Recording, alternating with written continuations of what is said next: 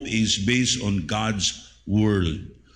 Real hope is based on God's word. Mga igsoon ko sa Ginoo, ang tinuod nga paglaom naa sa saad sa pulong sa Ginoo. And in Job chapter 8, verse 13 to 20, I'm going to read verse 20, kamo mubasa sa verse 14, hantod mahumanta sa verse 20. Okay? Are you ready? Okay, verse number 13 in the book of Job chapter 8. So are the path of all that forget God, and the hypocrites' hope shall perish.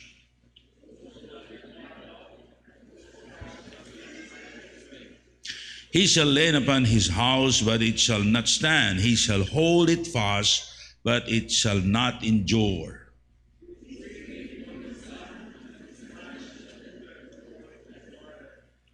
His roots are wrapped about the heap of, say, the place of stones.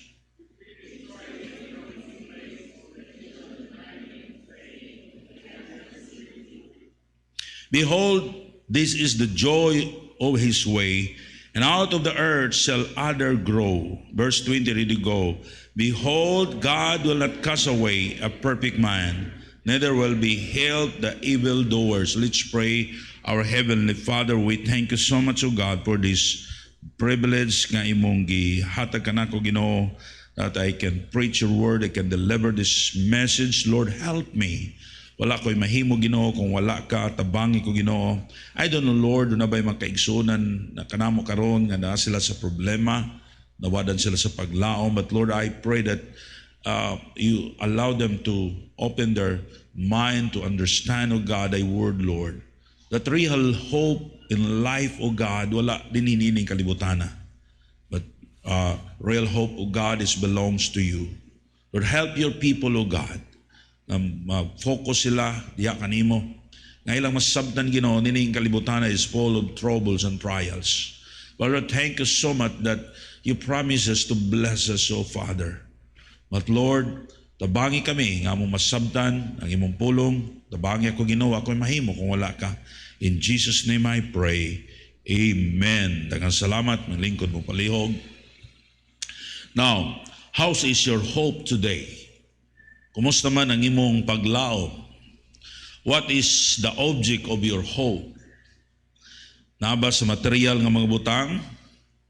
Ang imo bang panglaom nasa imong mga anak? Or it is in God? Now, whom you trust? Kinsa may atong gisaligan? Why are the lots of Christians, they don't want to serve God? They are unfaithful because their hope is not in God. Usahay, nagunahuna ta nga siguro kining nga tawhana kulang sila sa pagkadungog sa pulong sa Dios. Apan maigsoon ko sa Ginoo, bisag unsa pa tons and tons of messages that you had heard. Apan maigsoon ko sa Ginoo, kung dili niyo pasudlo ng pulong sa Dios sa imong kinabuhi.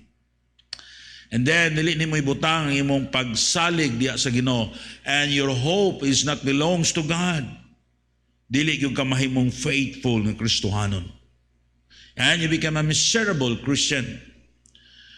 And maigsoon ko sa Ginoo, ang Kristohanon nga iyang paglaom na sa Dios, I will tell you this, he is a faithful Christian. Kung ang imong paglaom na sa Dios, dili ka mo biya diya sa imong pagsimba, sa imong pag-alagad sa Ginoo, because that's your hope. Now the object of their hope is not in God. Real hope belongs to God. There is no real hope outside of God. Wala gyud paglaom niining kalibutan na gawa sa Dios. Ang Dios siya mo atong paglaom. Siya mo atong creator. Everything ato nakita created by God. And why mga igsoon ko sa Ginoo, nganong usahay ang atong paglaom ibutang nato sa mga butang nga hinimo sa Dios. Not in the creator, not in the dili diha sa magbubuhat. Now, some people, they replace hope by optimism. Optimistic, ano yung meaning sa optimistic ng tao? Hopeful and confident about the future. Optimism is believing yourself because of what you have and what you did. But real hope is trusting God. Usay magunta, okay, I have kuang ko kanang duna ko'y paglaom, maayo ko tungod kay I know nga dun because nga akong ginikanan dun na say daghan nga mga kabtangan. Mingon ka, well, ang akong mga anak, maayo ni siya pag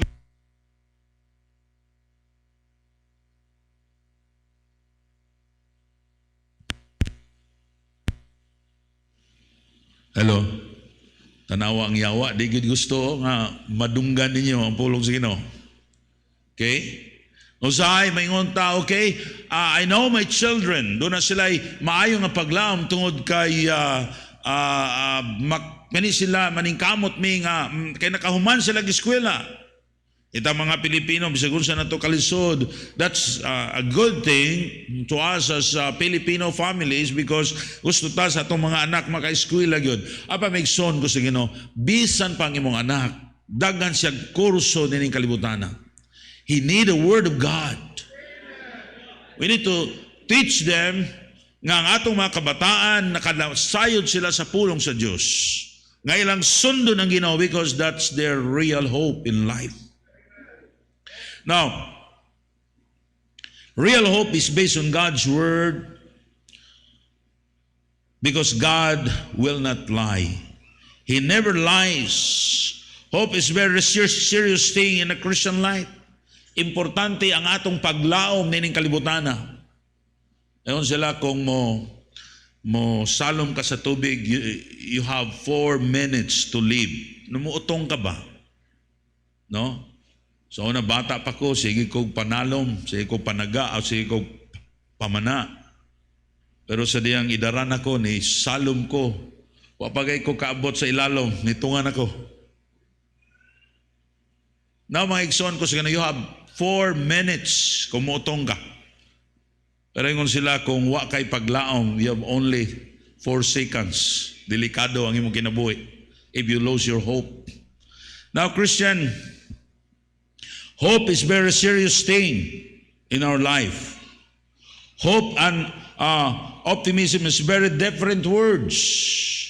The Bible says in verse 13, so are the path of all that forget God, and hypocrites' hope shall perish.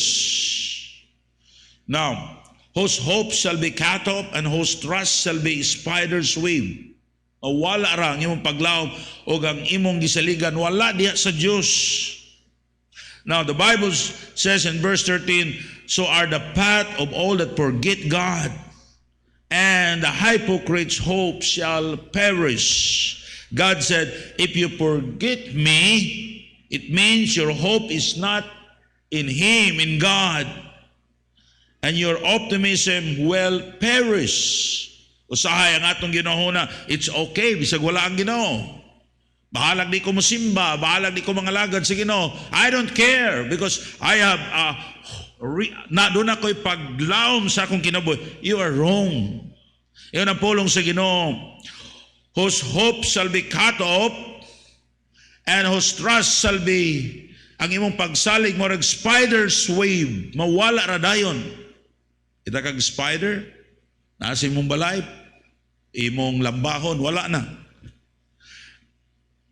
And then he shall lay upon his house, and it shall not stand, and hold it fast, but it shall not endure. Now, my son ko sa Ginoo, you must be careful sa imong kasing-kasing, aha ka gyud gibutang ang imong paglaom. Makita ang atong tinuod nga paglaom diha sa atong pagsimba, diha sa atong pagalagad sa Ginoo, diha sa atong pagsunod diha sa Ginoo. Adun ako'y maybe 40 years ago, kauban ako sa high school, she's a Christian, nindot anyang panimalay, o Usay diya sa young people mag-istorya me, and then grabe gid ang iyang mga damgo. And she said, pag umana ko eskwela sa high school, maadto ko sa Cebu, mag-eskwela ko medicine, daghan siyang mga plano siyang kinabuhi. But he forgot nga walay maayo nato ang atong mga paglaom, dili gid mahitabo kung wala mabutang ang Ginoo sa atong kinabuhi. You know what happened today? Nakita nako unsa siya ka miserable. Now, young people, there's nothing wrong kung na mo'y damgo sa kinabuhi. That's good. Pero ang inyong damgo sa kinabuhi, wala ninyo gibutang, gisentro ang Diyos. That hope is nothing. Like a spider wave, mawala na diya nimo. Dili na matinuod sa imong kinabuhi. Young people, if you bisag asa ka mo adto unsay plano sa imong kinabuhi, dapat imo nang gihimo para sa Ginoo. Huwag mo nang gihimo para sa kaugalingon nimo, like a spider wave, your trust and your hope mawala. Doon na sa kaginikanan, digig na ako malimtan, sa diyang ako siyang adto ko siyang balay, and then I convinced them nga mag-faithful sila sa church, and he told me, do, kanang akong anak, kanang usam, adto na sa Amerika, kanang usam, daghan siya yung mga damgo. But never nabutang sa unahuna nga his family needs a church, his family needs God.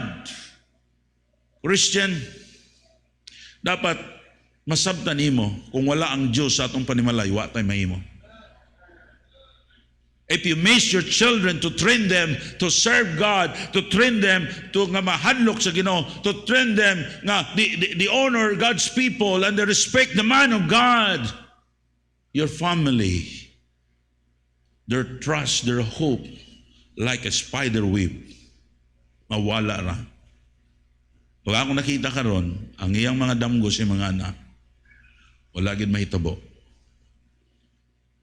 They have a miserable families. Now, real hope belongs to God. There's no hope outside of God. Young people, listen to me. You have no hope in life because ang yawa na ning kamo tuguba sa inyong kinabuhi. Kung naa sa imong unahuna, bisa pag walay church, bisa pag wa ko'y Bible, bisa pag wa ko'y Ginoo, I'm okay. I have a hope in life. No, you are wrong. Without God, you can do nothing. The devil is powerful. The devil has ang yawa aduna sa kusog mo destroy sa imong panimalay, but only God can protect it.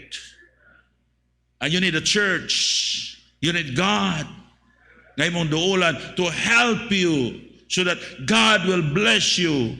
Now, your hope is the key to expand your faith. In 1 Corinthians chapter 13, verse 7, 1 Corinthians 13, verse 7, bear it all things, believe it all things, hope it all things, endure it all things. When your hope is in God, you endure in trials. In Hebrews chapter 11, verse 1 and 2, now faith is a substance of things hoped for, is the evidence of things not seen, for by elders obtain a good report. It's very clear, no hope, no growing faith. Usahay matingala ta, ngano matong bataa diri sa church, faithful man to, nilakaw lang, niuli lang sa ila, wa naman, wala naman ang iyang kinabuhing Kristiyano. You know why? That person, kung ka ang iyang paglaom, wala niya gibutang diha sa Dios. Maybe you are here in the church today. You're enjoying fellowshipping with other believers. You are serving God. Pero I will tell you this, kung ang imong paglaom wala diha sa Dios, dali ra gyud ka mawala diha sa Ginoo. Young people, listen to me. Put your trust and your hope in God. Ibutang sa imong kasing-kasing, I am nothing without God. I cannot do this without God. My family needs God. My family need a church. Now, Christian, listen to me. Paminaw ka mo, ang Ginoo mo'y atong paglaom. Mubutang sa mga nahuna, the devil, he wants to try to convince you nga maayo ra ang imong kinabuhi. Mas maayo ang imong kinabuhi kung walay magbuot nimo, kung walay church. You enjoy in life. No, the devil lied to you. Actually, kung imong sulayan, makita nimo ang diferensya. Na kinahanglan day ko Ginoo ang akong panimalay. I'm going to build this family with a strong foundation. I need to put my trust and my hope in God. And then maigsoon ko sa Ginoo, dili gyud ka magmahay sa imong kinabuhi. Wala gyud ko magmahay nga akong kinabuhi, akong gihatag diha sa Ginoo. Wala gyud ko magmahay nga nag-promise ko ng Lord, I'm going to serve you all of my life. No hope, no growing faith. Now, you need your hope nga ma-cultivate. You need your hope nga ang hope nimo mo dako para diha ang imong pagtuo magpabilin diha sa Ginoo. If you want to build your faith, you need to build your hope. Young people, what is your hope today? Kaya nga makahuman lang kong eskwela, ang siman siya, makasakay lang ko. That's your hope? No. Bisan pag di ka kasakay, bisan di ka kahumag di eskwela, if you going to serve God, you follow the Lord, God will reward you. What are the kinds of hope? What are the kinds of hope? Number one, wishful hope. Usay mingon ta, unsa man ang tinuod nga paglaom now? I'm going to explain you the kinds of hope. Una, wishful hope. Wishful hope is a wishful thinking. It is a wishful thinking. I hope that I'm good. I hope that, akong anak, maayo na sa kabutang. I hope I will pass the exam. I hope everything is okay. I hope nga maniwang ko. I wish I get married this year. I wish I get a good job. Nakakuha na mo niya na. I hope because I'm a Christian. I hope and I hope. That's wishful hope. I hope nga kining akong giapilan nga investment tinuod ni mo income ko ani. I hope. No, that's a wishful thinking. Wishful hope does not accomplish anything. I don't believe in positive thinking to success. Yung sila ka, if you're psychic, magunaw na ka positibo, matinuod. No, it's not in the Bible. I saw in a boxing arena, na mga boxer nga positibo kayo. Hatton and versus Pacquiao, si Hatton bugal-bugalan niya si Pacquiao kay positive thinking. Nga pildig yun si Pacquiao para makadaog yun siya. Hatton is very positive of winning the fight, but he lost the fight. Right? I don't believe in positive thinking, but I believe in God who going to help me. No, si Barrera o si Pacquiao, di kayo sa mutanaw ni Pacquiao, kaya unahuna niya, knockdown yun si Pacquiao. Pero siya mo'y knockdown. Sometimes you have a books that if you think positively, you can reach your dream. No, it's not in the Bible. Young people, bisa kung saan paniwin ka, I'm a positive, sa nga may hatag ni siya, maako ni. No, without God, you can do nothing. I don't believe that in positive thinking. Now, there are the kinds of hope. Number one, wishful hope. It is a wishful thinking. Number two, expectant hope. Now, your hope is based on what you did or what you have. Now, I have 9,600 chicken in my farm, 400 ducks, and 1 cow. Salamat ko, Brother Dante, Brother Dodong, uban mga workers din nga na nagsimba, nga nagtrabaho sila. We invest more than 3 million for the birds and animal. We hope nga among mabawi ang among capital plus entries. And that's expectant hope because we work hard. We plan and we work. Apan maigsoon ko sa Ginoo, it is not 100% sure. Naara na sa Ginoo. We expect to have gain. That's what we call expectant hope. Kay nagtuon kag ayo, nagmemorize ka nga makapasar ka. Pero dili na 100%. Pastor, makaginansya gyud ko kay grabe na kong trabaho, plano sa akong negosyo. Yes, of course, you need to work hard. Pero naar pa nas kamot sa Ginoo, ang imong gibasihan expectant hope. Kay gwapo ang ekonomiya karon, na sintro ko na ako sa corner nga akong tindahan, daghan yung ko galin. That's expectant hope. O magdaot ka, niya, mingon ng doktor, operahan ka, if you have the best doctor, best hospital, you have expectant hope. Pero ang Diyos, dili siya gusto niya na, ganoon na tayo expectant hope. Ang gusto siya ganoon, all our hope is based on the Word of God, based on to His promises.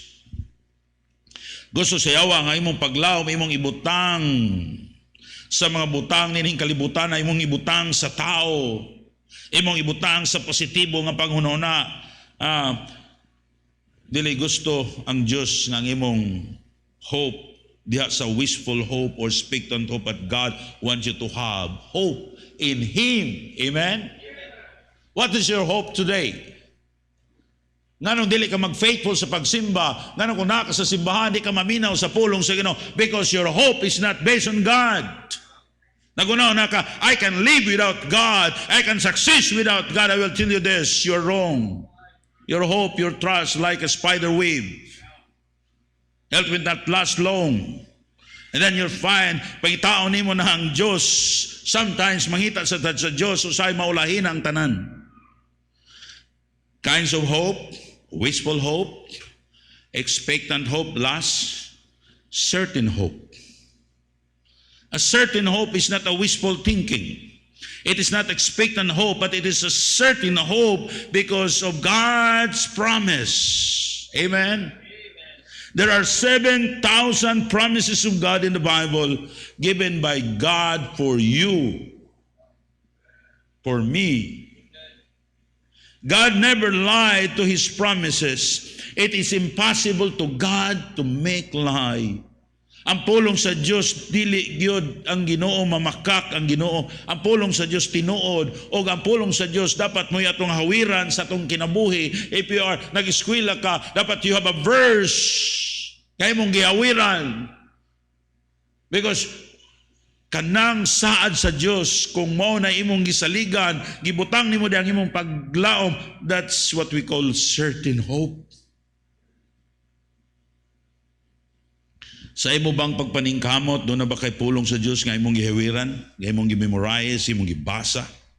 Doon na kay verse sa Bible nga imong gisandigan sa imong mga damgo? Pastor, wala man. You need to have a verse in the Bible.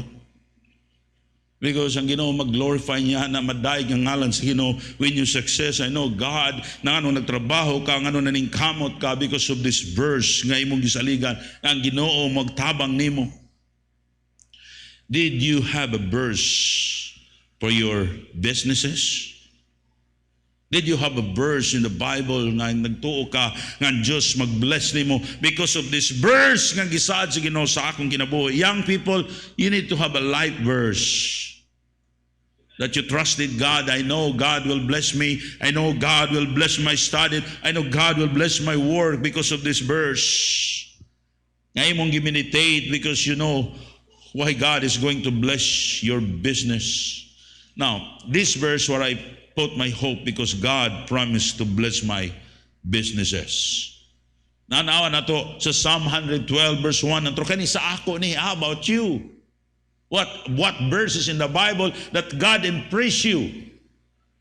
And then gibutang nimo ang imong pagsalig diya sa pulong sa Dios. And Psalm 112 verse 1, praise ye the Lord, blessed is the man that feareth the Lord, that delighteth greatly in His commandments. I need to delight myself unto God. The Word of God delighteth greatly. I need to obey this. I need to follow this. Kung ako ning gihimuon in verse 2, His seed shall be mighty upon the earth. The generation of the upright shall be blessed. The Christian, this is the promise of God. The upright, the believers, the Christian, God will bless them. And verse 3, wealth and riches shall be in his house, and his righteousness endureth forever. Amen? Are you glad that this is the promise of God?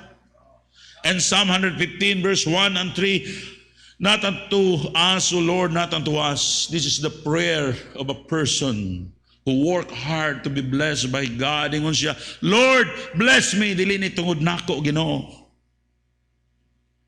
Dili ni tungod sa akong kaugalingon, kundi Lord din siya, not unto us, but unto thy name give glory. Lord, bless me not because of me, but Lord, bless me because of your glory, nga mahimaya ang imong ngalan tungod sa akong kinabuhi, for mercy. And he said, and for thy truth's sake. This is the truth, the word of God. Lord, dili para nako ni, Lord, bless me because of the gospel, the preaching of the truth, the preaching of the gospel. In verse 2, wherefore should they hate and say, where is now their God? Yun ang Christian, kung mabankrupt ka sa imong negosyo, kung di ka kapalit og bugas, dariyang na Kristohanon ka, nahimo ka makaluluoy, ang mga dili Kristohanon, mingon sila, where is your God? Right?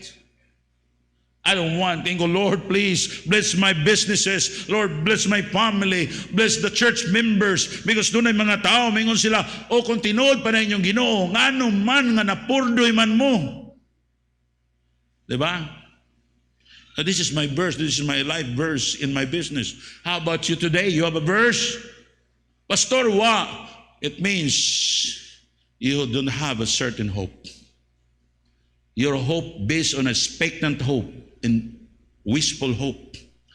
You need to have a verse in the Bible. Write it, read it every day, and put it in your heart. And then verse 3, but our God is in heavens. He hath done whatsoever he hath pleased. Amen. Our God is not a dead God. He is alive. And he can help you today. I don't know if you have problems. I don't know kung naa ka sa kagulaanan karon. Kung naa ka sa kagulaanan because there's something wrong sa imong kinabuhi. Just remember this. If you have expectant hope, mag-uol ka. Maigsoon ko sa Ginoo, that kind of hope is not of God. Even in times of trials, you need to rejoice. Glory to God. Because ang imong paglaom, wa nimo gibase di na kundi gibase nimo sa pulong sa Dios.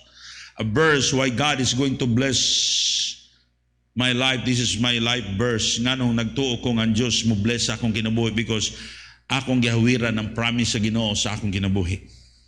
In Genesis 12:2, I will make of thee a great nation. I will bless thee and make thy great, and thou shalt be a blessing. Yung Ginoo, I will bless you para kamo mahimong blessing sa uban. Maigsoon ko sa Ginoo, this is our prayer sa atong church. Now God will bless your businesses. God will bless your life so that we can support missionaries, so that we can become a blessing to others. Amen. You cannot be a blessing to others if you are not blessed by God. Kung silingan mo, na kay silingan unbeliever, ikaw Kristohano, ikaw pamaylog bugas, na di ka kabayad, dili ka blessing, oy. Ang nindot ka na ikaw bayluan. Diba? Amen? Di ka mahimong blessing sa imong mga in-laws, di ka mahimong blessing sa imong mga relatives, kung sige kag pamaylo nila, niya di ka kabayad. No, that's not the plan of God. Ingon na Ginoo, I will bless you so that you become a blessing to others.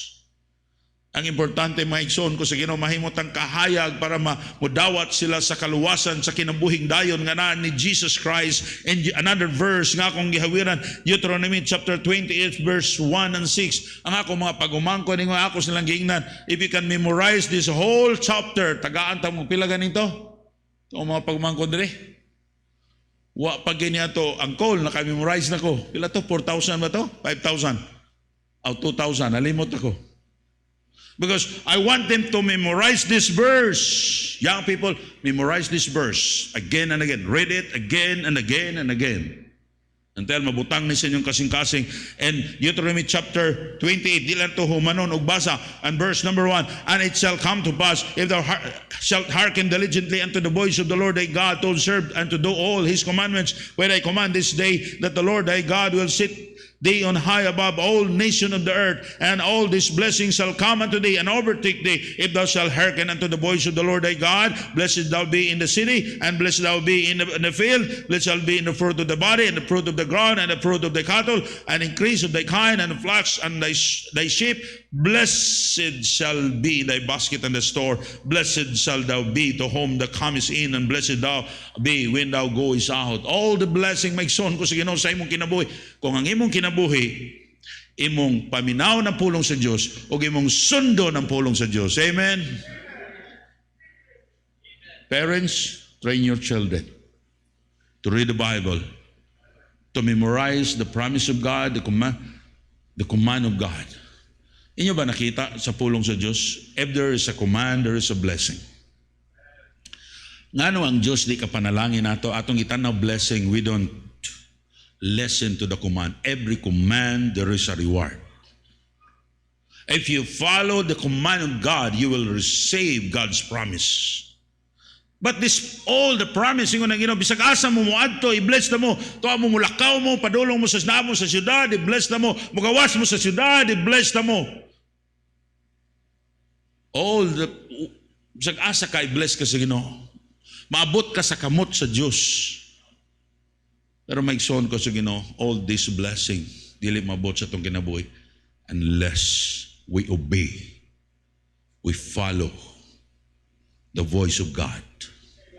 Young people, your hope when you follow God. Ang inyong paglaom, naarag yun, musunod mo sa Ginoo. I will tell you this, wag yun kay paglaom nining kalibutana. Kung wa nimo gibutang ang imong kaugalingon diya sa pagsunod sa Dios, dili nato ibutang atong paglaom sa saad sa Dios. Man imong paglaom. Ibutang ang imong paglaom sa saad sa Dios. Hebrews 6:18 to 19. That by the two immediate things in which it is possible for God to lie, we might have a strong consolation. We have played to repute, to lay hold upon the set before us, which hope we have as an anchor of soul, both sure and steadfast, and which entereth into the within the veil.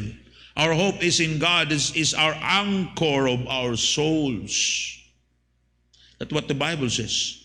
Which hope we have an anchor of our soul. Now, ang paglaom, mao kani ang atong paglaom sa Dios, mao kani siya ang usa kay nabisay sa anchor. Angkla sa atong kalag. Doon na kay paglaom sa Dios, doon na kay angkla. Doon kay anchor sa imong kalag. What is the purpose of an anchor? Why the ship drop the anchor? Ano man ang barko naman sila angkla? Number one, to keep you from drifting. It keep the ship from drifting. Nga dili maanod. Now, the ship is anchored to keep the ship from drifting. When the anchor is dropped, the ship will stay put in that area. Di siya mawala. Naara sa diha. Kung ang imong pagsalig wala diha sa Dios, dali ra gyud ka mawala. When your hope is not certain, hope, maanod ka. Dali ra ka maanod.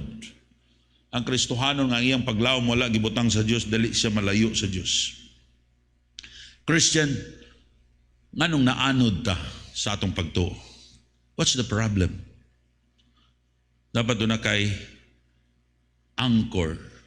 Ang imong anchor mao na imong pagsalig sa Dios. Daghang mga young people wala sila makita dinhi sa church. Kaya wala nila gibutang ang ilang paglaom sa Dios. Now, what are the purpose of the anchor? Number one, to keep you from drifting. Number two, to keep you from the storm. Naigsoon ko sa Ginoo sa atong kinabuhi, doon na mga panahon, doon na tayo mga kasakitan, mga trials. The anchor keeps you from the storm. The anchor holds, the anchor help you went through in the storm. Doon na kay bagyo, nining kinabuhi, doon na kay mga problema. I will tell you this, if your hope na kay anchor of souls, ang imong pagsalig, giputang nimo sa Dios, dili ka maanod. Di ka maguba sa storm. Di ka ma-destroy sa mga bagyo sa kinabuhi. During the storm, the ship stayed and not destroyed. As children of God, we always face storm in lives. Kristohanon, kanunay kita, dunay mga pagsulay sa atong ginabuhi. And 2 Timothy chapter 3 verse 12, na all that we live godly in Christ Jesus Christ suffer persecution. That's normal. Usay doon na tayo mga pagsulay. Parents, your children watching you, where is your anchor? Ang atong mga anak, nagtanaw nato kinsa atong gisaligan, naba sa wishful hope, expectant hope, a certain hope. Mayroon ka, pastor, Karon nindot na ginakong paglaom, kay nindot na ang dagan sa akong kinabuhi, nindot na ang akong mga baboy, tambok na, nindot na ang akong negosyo. No! That's not, God wants you to put your trust. Gusto sa Diyos, imong ibutang, imong pagsalig sa Diyos. Nga once nga ka sa simbahan, mayon ka Lord, bisang nining mga pagsulay nga naitabo sa akong kinabuhi, I believe you still my God and you going to help me. Ako rang mulabay ra ning mga bagyo sa akong kinabuhi, and then another stage of my life, it's a blessing. Amen. Aikson ko sa Ginoo hinaoton ta. Nga imong nasabtan unsa ka importante nga atong i-develop ang atong pagsalig, ang atong paglaom diha sa Ginoo. Adunay usa ka Kristohano, 92 years old. He's a great Christian, a faithful Christian. He's a father. And then doon na say heart operation, open heart surgery. The doctor said, maybe you have a wishful hope, you pray nga dili ko masayo pag opera. Kaya tiguang na ka, the operation is hard. Yun ang doktor, naka-opera na ko, pareha sa imong operation almost 1,000 times.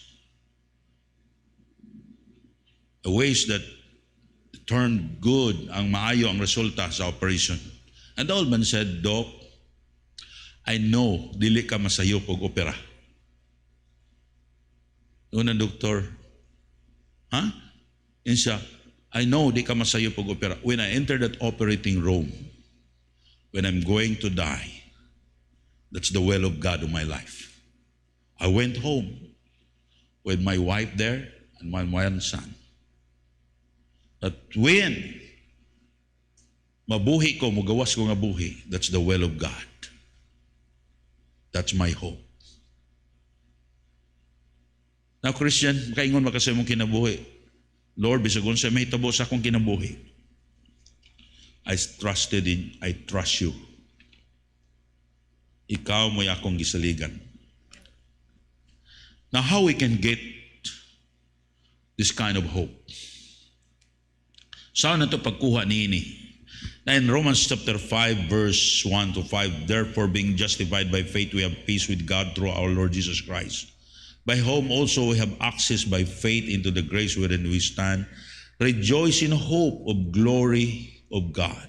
Not only so, but we glory in tribulation, also know it that tribulation worketh patience, and patience experience, and experience hope. And hope make it not ashamed, because of the love of God is shed abroad in our hearts by the Holy Ghost, which is given unto us. We have real hope because we have peace with God.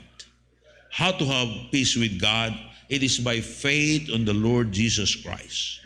Kung wala pa ka makasiguro sa imong kaluwasan, wala pa ka kasiguro kung matay ka imong kalagpadong sa langit, wala ka niini, wala kay paglaom na naanin mo. You need to be saved. Now, Christian, ang gusto sa Diyos, sa diyang doon na kay paglaom diha sa Diyos, you know what happened? In verse number 3 to 4, glory in tribulation. It means hope in tribulation. If you want to have a real hope, start by glorying in tribulation. Megson ko sa Ginoo, kung ang imong paglaom gibutang nimo diha sa Dios, even in tribulation, even in trials, you have glory. Bisan sa kalisod, maghimaya ka sa Ginoo. Amen? Pero kung wala ang imong paglaom diha sa Dios, gamay lang ang problema. Mo reklamo na ka sa Ginoo. Sometimes you blame other person, you blame God. Where your hope right now? Where did you put your hope? Ani mo gibutang, young people? Ayaw gibutang sa ang imong paglaom sa imong eskwelahan nga kung graduate ka, maayo ka kaugmaon. Nindot na mga eskwela ta, but do not put your hope diha sa imong pag-eskwela, diha sa imong ginikanan, diha sa mga butang nining kalibutan. Ibutang imong paglaom diha sa Dios. And the Word of God said, you'll never be ashamed. Anindog ta paliog, let's pray. Our Heavenly Father, we thank you so much, O God. Salamat, Ginoo. Ikaw ang among Diyos nga gialagaran o sa kadako nga Diyos. Lord, kung among sandigan, ang among hawiran, ang imong mga saad, dili mahimo nga among gisaligan sama sa spider web. But sama sa ka-strong, sama sa ka-anchor nga we cannot, dili kami maanod, di kami maguba panahon sa mga pagsulay.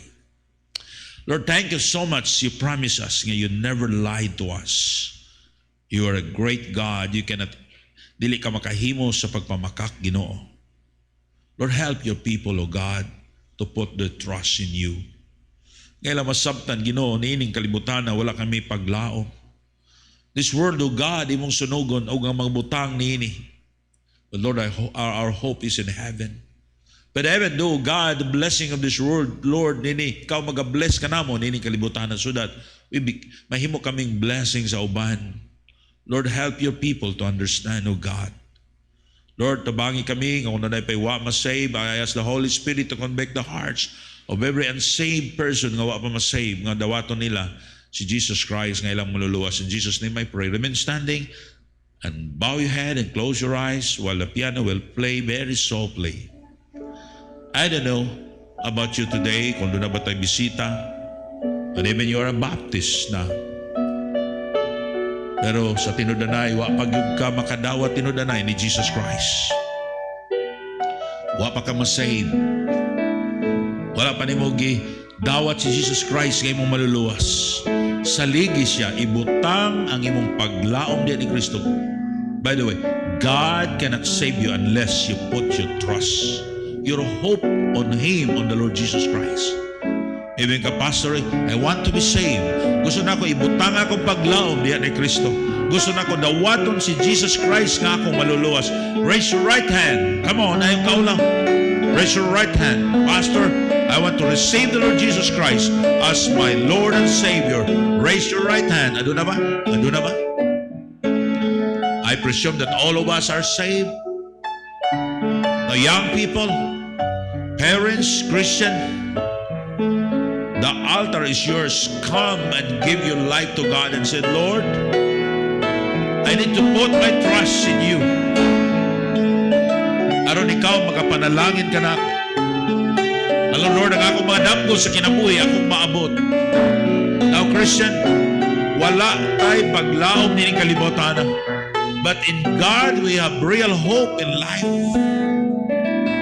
Our children, na kinahanglan sila, kaila makita ta, na we are example to them that our trust and our hope atong ibutang diya sa Ginoo, and they will follow us. They need a model that they will remember you, that you have a problems, and nakita niya ang akong papa bisan sa mga pagsulay, he can smile because he trusted God and he loved the Lord so much. Young people, give your life to God because real hope belongs to God. Now, what is your life today? Where is your hope? Ipoton, ani mo gibutang ang imong paglaom. Our Heavenly Father, we thank you so much, O God. Lord, salamat kayo sa mga Kristohano. They came forward. Lord, ibalik na akong dungog pasalamat kay kanimo. Lord, bless their hearts, O Father. Bless our hearts, Lord. Sometimes, ang among paglaom, among ibutang sa mga butang na inikalibutan. Ibutang na mo sa tao, but Lord, nalimot mi nga ang tinuding ang paglaom diya kanimo. Lord, tabangi kami, Ginoo, in times of crisis, time of trials, we can smile and we rejoice. Glory in tribulation. Because, Lord, gusto ka nga among paglaom, among gibutang di kanimo. Help your people, O God. Bless your people, Lord. Bless their businesses, their lives, O God. Give them a verse, O God, in the Bible. And then mo mailang i-claim ang imong son, every day while you bless them.